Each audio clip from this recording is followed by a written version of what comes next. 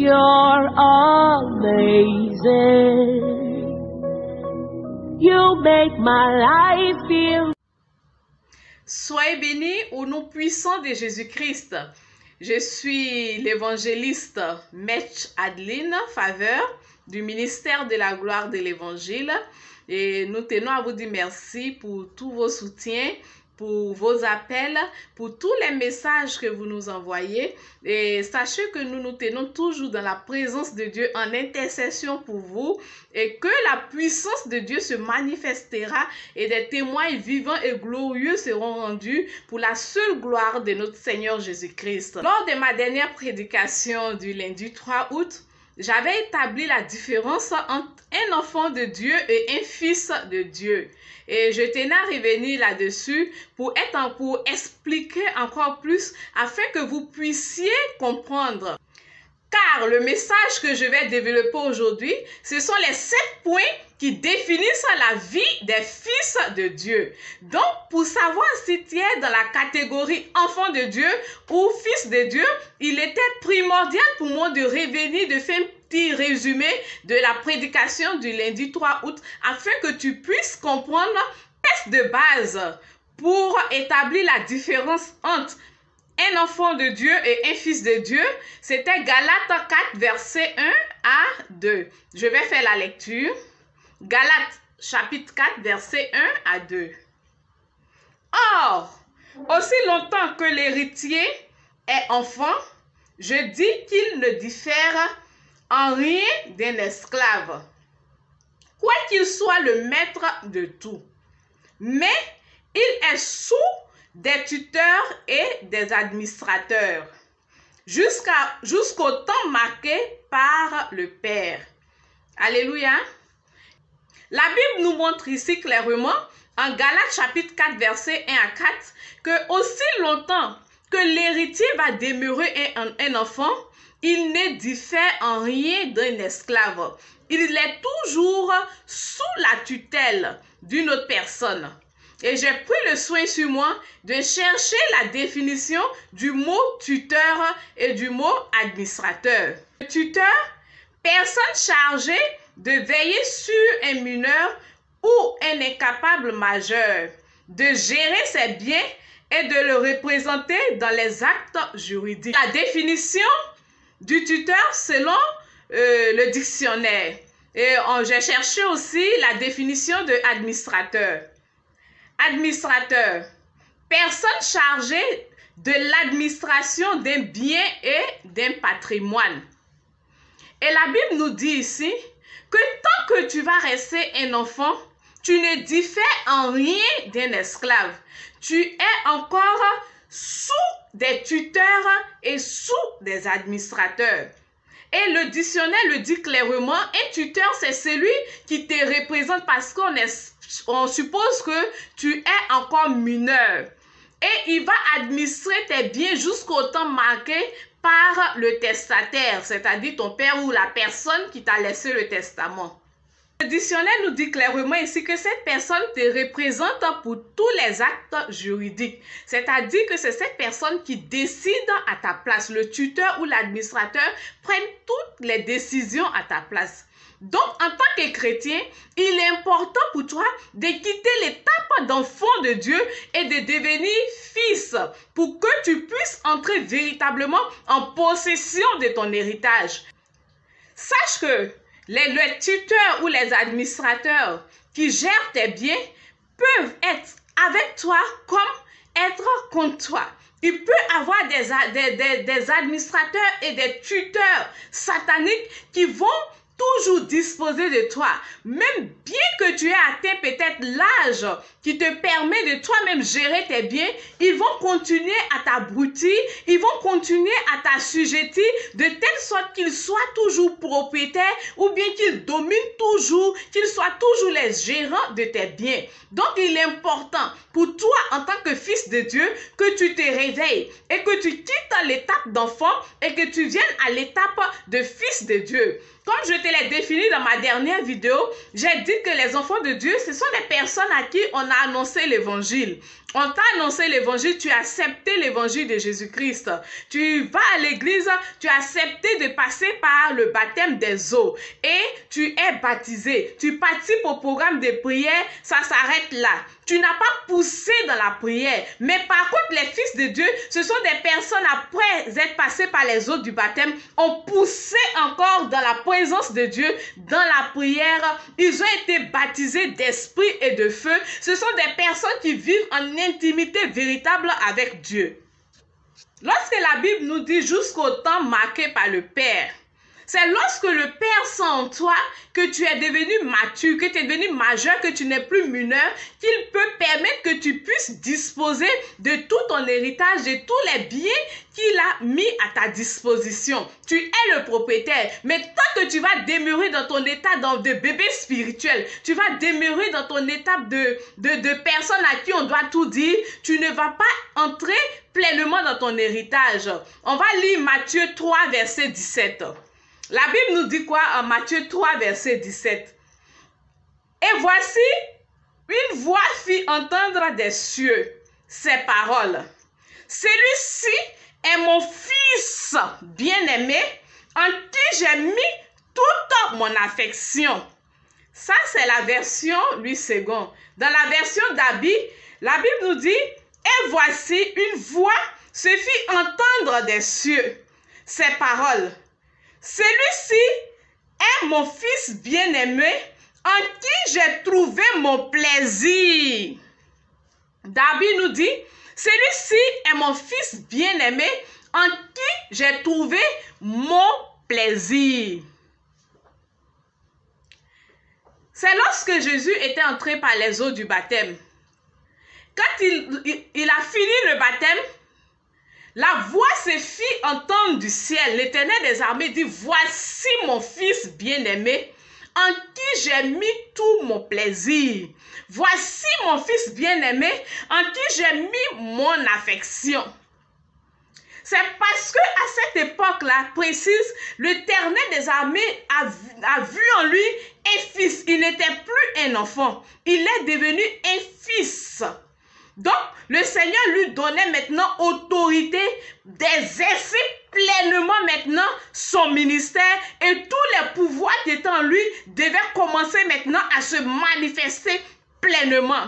Donc, tant que toi, en tant qu'enfant de Dieu, Jésus-Christ de Nazareth, ne voit pas en toi que tu as quitté l'étape d'enfant de Dieu et que tu es devenu fils de Dieu, il ne peut pas te confier de grandes choses. Parce que si on te confie cela, tu ne pourras pas gérer tout ce qu'ils t'ont confié. Tu risques de dilapider l'héritage. Tu risques de dilapider le bien. Donc, tu es encore sous la tutelle d'administrateurs et de tuteurs.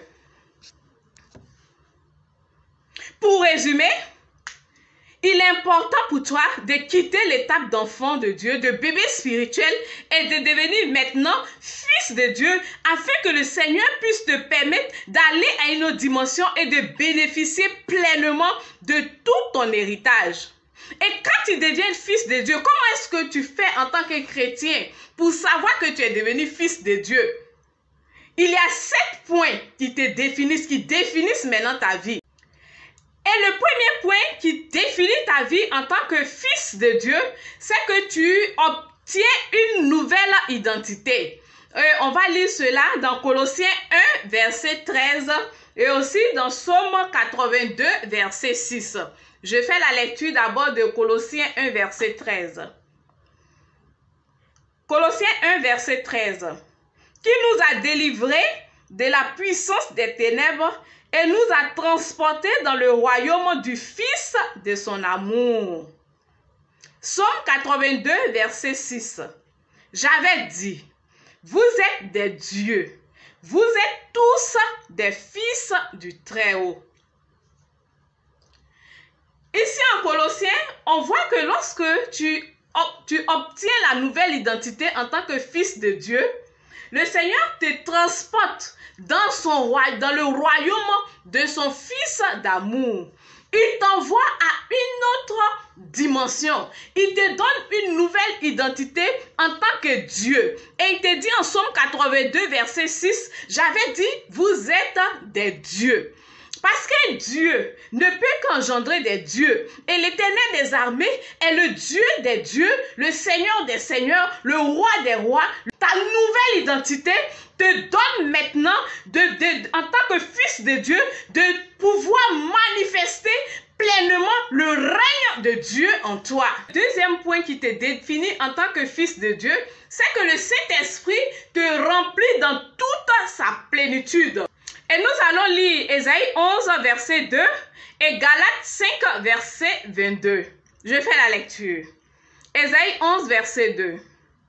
L'Esprit de l'Éternel reposera sur lui. Esprit de sagesse et d'intelligence.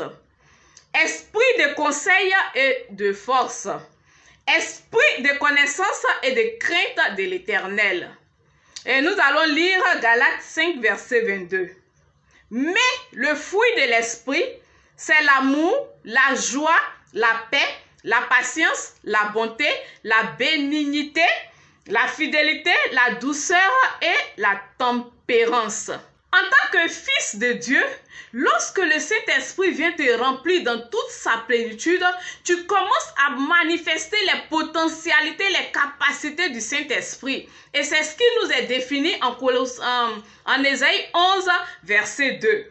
Tu commences à manifester de l'intelligence. L'esprit de sagesse est sur toi. L'esprit de conseil et de force sont ton partage. L'esprit de connaissance et de crainte de l'Éternel devient ton partage. Et tu commences à manifester pleinement et aisément toutes ces caractéristiques qui sont les caractéristiques du Saint-Esprit. Et le Saint-Esprit opère une véritable transformation en toi. Et tu commences à craindre véritablement l'Éternel. Car la semence de Dieu en toi te convainc de péché. Et il y a des choses que tu ne peux plus faire parce que le Saint-Esprit, l'Esprit de Dieu en toi, te convainc de péché. Et tu commences à manifester tous les dons du fruit de l'Esprit. Et les 9 noyaux du fruit de l'Esprit sont l'amour. On voit que tu deviens amour. Sont la joie. Tu es toujours joyeux. Il y a la paix. Tu vis dans la paix. Tu as la paix du cœur. La paix du cœur te remplit. Tu es patient. Tu as de la bonté. Tu as de la bénignité. Tu es fidèle au Seigneur Jésus-Christ. Et tu vis dans la douceur. La tempérance est ton partage. Ça, c'est quand tu deviens fils de Dieu que ce deuxième point commence à se manifester dans ta vie. Tu es rempli pleinement du Saint-Esprit. Le troisième point qui te définit en tant que fils de Dieu, c'est que tu deviens participant de la nature divine. Et on va lire 2 Pierre 1, verset 4. Et aussi 1 Corinthiens 6, verset 19 à 20. Je fais la lecture concernant 2 Pierre 1, verset 4. Lesquels nous assurent de sa part les plus grandes et les plus précieuses promesses, afin que par elles, vous deveniez participants de la nature divine, en fuyant la corruption qui existe dans le monde par la convoitise. Je vais faire la lecture pour 1 Corinthiens 6, verset 19 à 20. Ne savez-vous pas que votre corps est le temple du Saint-Esprit qui est en vous, que vous avez reçu de Dieu, et que vous ne vous appartenez point à vous-même? Au verset 20, car vous avez été rachetés à un grand prix. Glorifiez donc Dieu dans votre corps et dans votre esprit qui appartient à Dieu. Alléluia.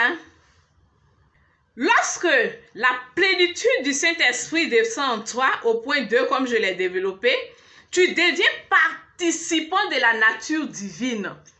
Tu es conscient maintenant que ton corps et ton esprit ne t'appartiennent plus et que tu appartiens entièrement à Dieu.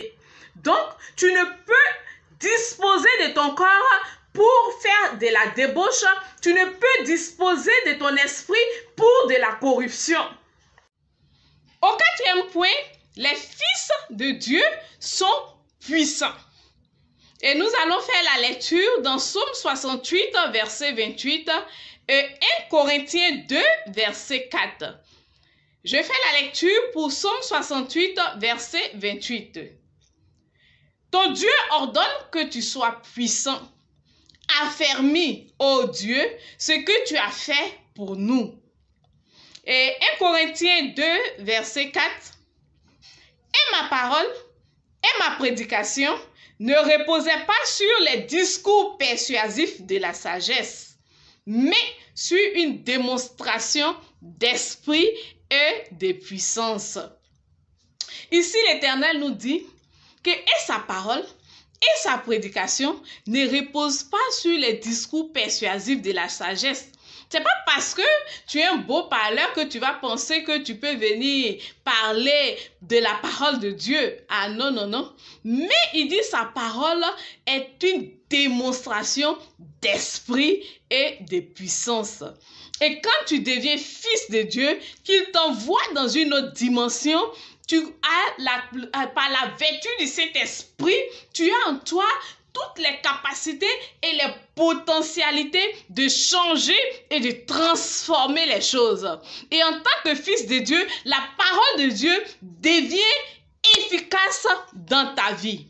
Au cinquième point, les fils de Dieu ont leur conscience transformée par la parole de Dieu. Et nous allons faire la lecture dans Romains 12, verset 2. Je fais la lecture. Romains 12, verset 2. Ne vous conformez pas au siècle présent, mais soyez transformés par le renouvellement de l'intelligence, afin que vous discerniez quelle est la volonté de Dieu, ce qui est bon, agréable et parfait. Alléluia. En tant que fils de Dieu, ta conscience est transformée. Tu réfléchis maintenant selon la parole de Dieu et non la logique des hommes. Ton intelligence est renouvelée et transformée par le Saint-Esprit. Le sixième point qui définit les fils de Dieu, c'est que les fils de Dieu ont la foi. Et nous allons lire Hébreux 11, verset 1 et Jean 11, verset 41 à 42. Je fais la lecture, Hébreux 11, verset 1. Or, la foi est une ferme assurance des choses qu'on espère, une démonstration de celles qu'on ne voit pas. Jean 11, 41 à 42. Ils ôtèrent donc la pierre, et Jésus leva les yeux en haut et dit, « Père, je te rends grâce de ce que tu m'as exaucé. Pour moi, je sais que tu m'exauces toujours.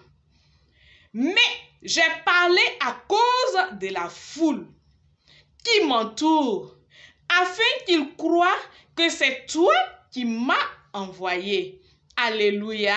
Ça, c'est une belle parole du Seigneur Jésus.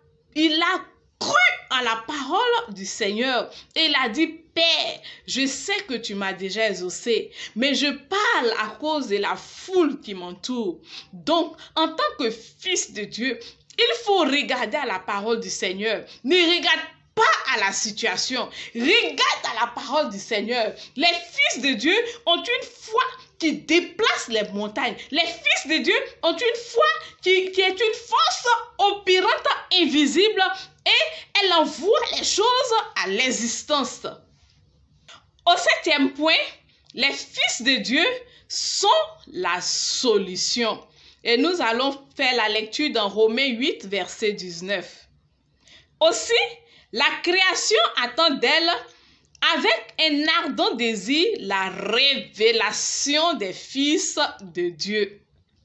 Les fils de Dieu sont la solution. Tu es la solution pour ton pays en tant que fils de Dieu. Tu es la solution pour ta région. Tu es la solution pour ton village. Tu es la solution pour ta famille. Tu es la solution pour le monde entier. Le monde entier attend de toi ta révélation en tant que solution afin que les choses puissent changer au nom de Jésus. Comme je l'ai dit dès le début de mon enseignement, les enfants de Dieu sont des personnes qui ont entendu l'évangile, sont des personnes qui ont accepté l'évangile, sont des personnes qui sont passées par les eaux du baptême et qui vont au culte et ça s'arrête là. Par contre, les fils de Dieu sont des personnes qui ont poussé dans la présence du Seigneur et dans la prière, ils ont été baptisés d'esprit et de feu. Et ce sont des personnes qui se laissent conduire par le Saint-Esprit. Et quand tu te laisses conduire par le Saint-Esprit, tu es fils de Dieu. Si ce temps d'enseignement t'a béni, je vais te demander de partager afin que les enfants de Dieu puissent recevoir aussi cet enseignement et qu'ils quittent l'étape d'enfant et qu'ils puissent aller à la dimension de fils afin de rentrer pleinement en possession de leur héritage car la création tout entière attend leur révélation.